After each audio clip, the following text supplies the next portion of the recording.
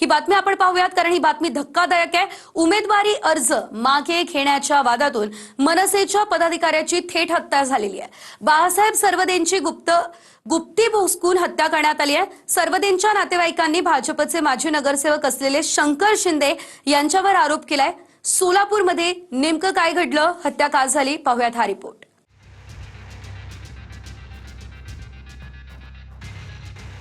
सोलापूर महापालिका निवडणुकीतला तिकिटाचा वाद हत्येपर्यंत पोहोचला। सोलापुरात भाजप आणि मनसेच्या वादात मनसेचे पदाधिकारी बाळासाहेब सरवदे यांची गुप्ती भोसकून हत्या झाली। भाजपचे माजी नगरसेवक शंकर शिंदे आणि त्यांच्या पत्नी शालन शिंदेंनी ही हत्या केल्याचा आरोप बाळासाहेब सरवदेंचे नातेवाईकांनी केलाय।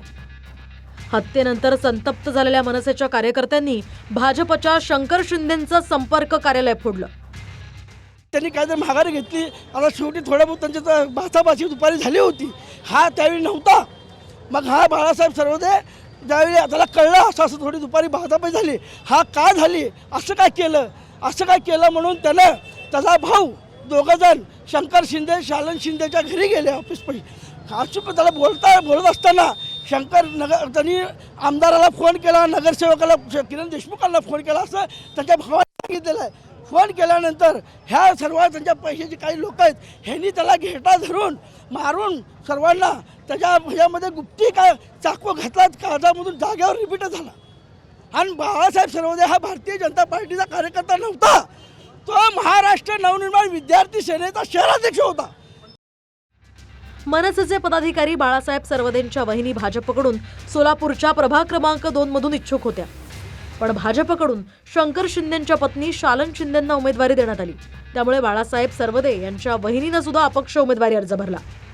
शेवटच्या दिवशी अर्ज मागे घेण्यासाठी शंकर शिंदेंकडून दबाव टाकण्यात आल्याचा आरोप नातेवाईकांनी केलाय। अर्ज मागे घेतल्यानंतर बाळासाहेब सरवदे हे त्यांच्या भावासह शंकर शिंदेंच्या घरी जाब विचारण्यासाठी गेले। तिथे गुप्तीने भोसकून हत्या केल्याचं नातेवाईक प्रशांत इंगळे यांचं म्हणणं आहे। यानंतर संतप्त झालेल्या मनसेच्या कार्यकर्त्यांनी भाजपच्या शंकर शिंदेंचं संपर्क कार्यालय फोडलं।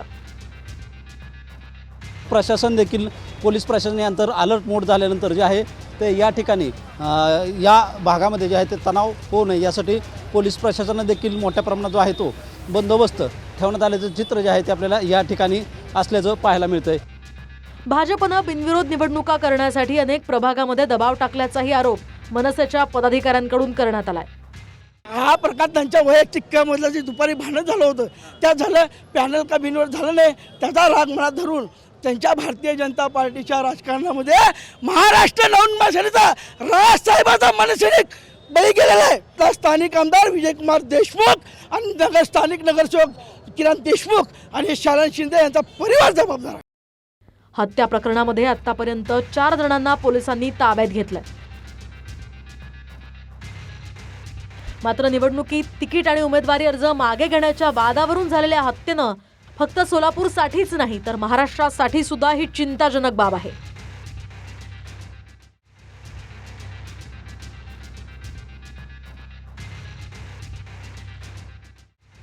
सागर सुरवसेसह शीतल कुमार मोटे, TV9 मराठी, सोलापूर।